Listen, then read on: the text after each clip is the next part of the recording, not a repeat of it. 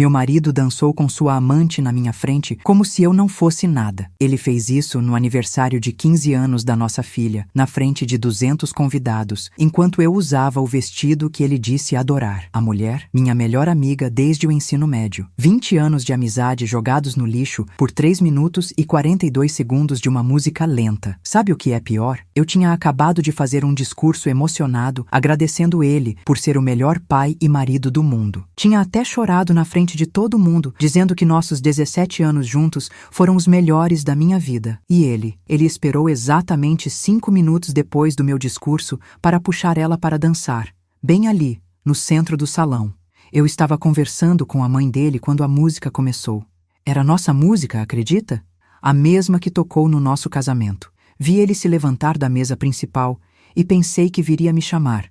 Meu coração até acelerou de emoção, mas ele passou direto por mim. Direto, como se eu fosse invisível, e foi até a mesa dela. A Júlia estava sentada 3 mesas atrás da nossa, usando um vestido vermelho que eu mesma tinha ajudado ela a escolher semana passada. Lembro dela dizendo no provador que precisava causar uma boa impressão em alguém especial. Eu, idiota, ainda brinquei dizendo que qualquer homem ficaria louco por ela naquele vestido. Mal sabia eu que o homem em questão dormia na minha cama todas as noites. Quando ele estendeu a mão para ela, o salão inteiro pareceu congelar. Ou talvez tenha sido só minha percepção. A mãe dele, ao meu lado, ficou tão tensa que derrubou a taça de vinho na mesa. O líquido vermelho se espalhou pela toalha branca. Foi quase poético, considerando o que estava prestes a acontecer com meu coração. Eles começaram a dançar, e não era uma dança qualquer. Era íntima. As mãos dele na cintura dela, descendo pelas costas de um jeito que ele não fazia comigo há anos. Os rostos próximos demais, os olhares que diziam tudo o que eu me recusava a ver nos últimos meses. As viagens de trabalho dele que coincidiam com os finais de semana que ela visitava a mãe no interior. As mensagens tarde da noite que ele dizia ser do escritório. Minha filha, a aniversariante, veio correndo até mim. Com os olhos cheios de lágrimas, ela sussurrou no meu ouvido uma pergunta que me destruiu mais que a própria traição. Mãe, por que o papai está dançando daquele jeito com a tia Júlia? Por que ele não está dançando com você?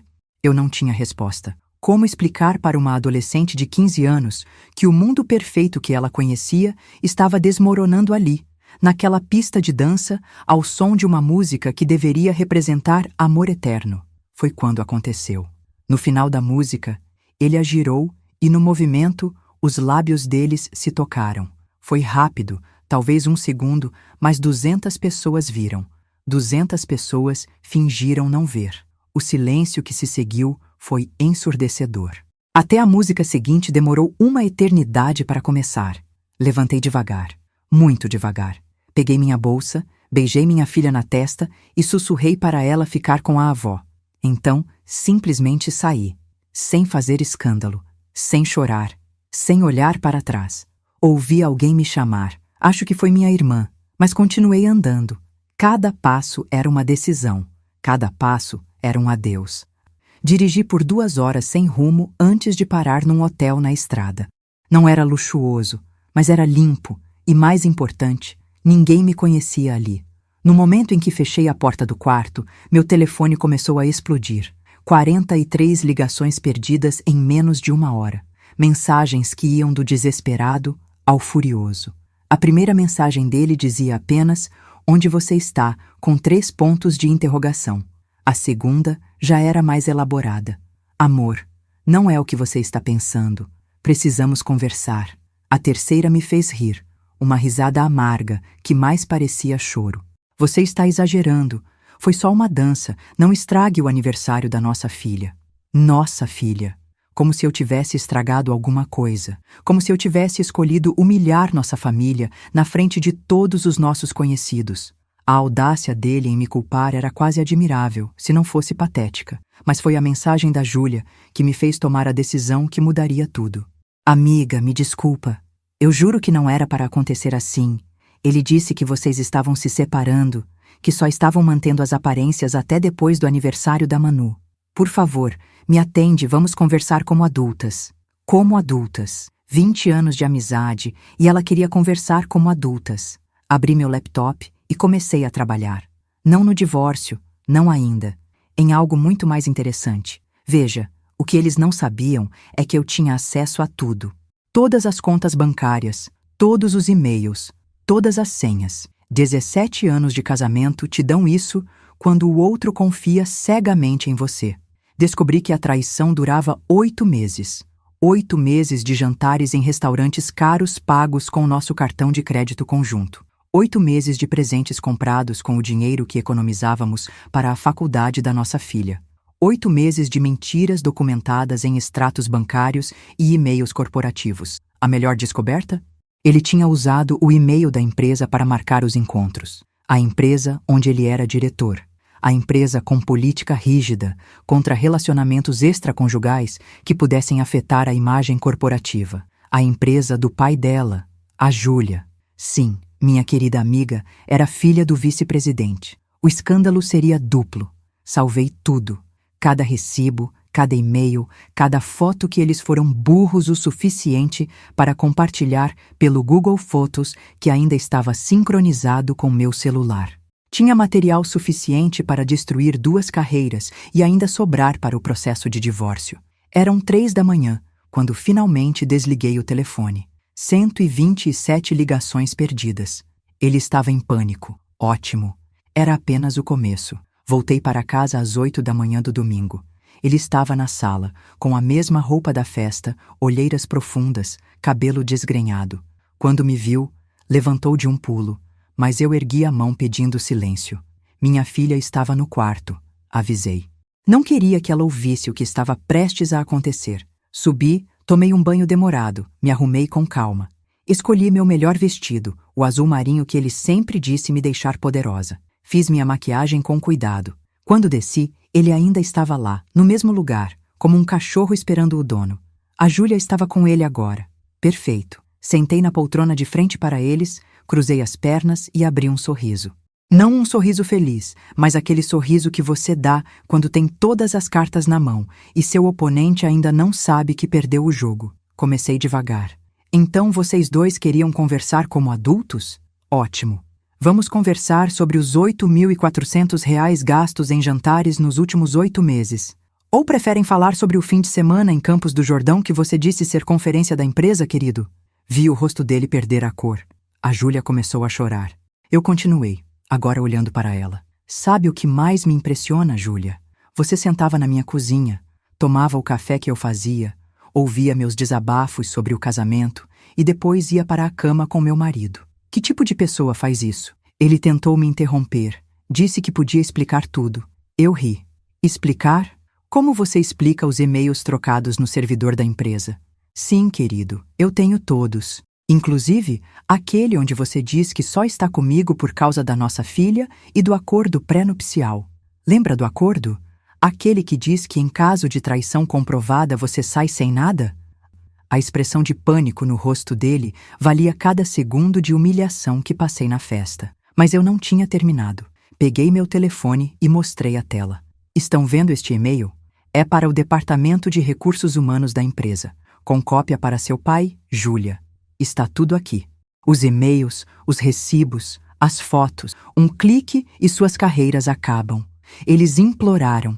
Literalmente se ajoelharam e imploraram. Ele disse que me amava, que tinha sido um erro, que faria qualquer coisa. Ela disse que estava arrependida, que nunca quis me machucar, que a amizade significava tudo para ela. Palavras vazias de pessoas vazias. Mas então minha filha desceu as escadas. Tinha ouvido tudo, é claro.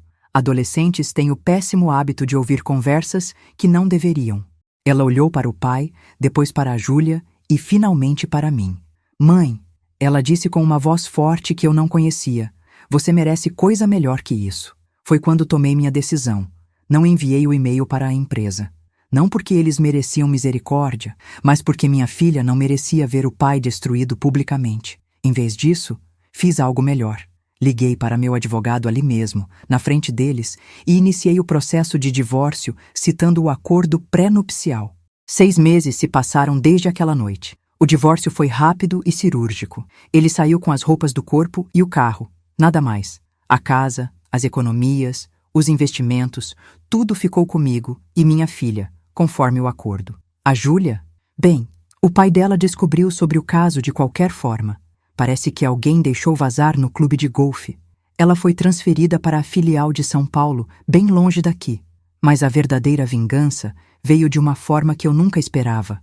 Lembram que mencionei que tinha acesso a todos os e-mails dele?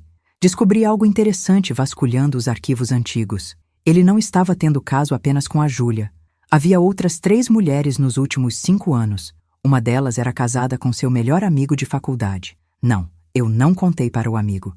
Enviei as provas para a esposa dele. Ela mereceu saber a verdade, assim como eu mereci. O efeito dominó foi lindo de assistir.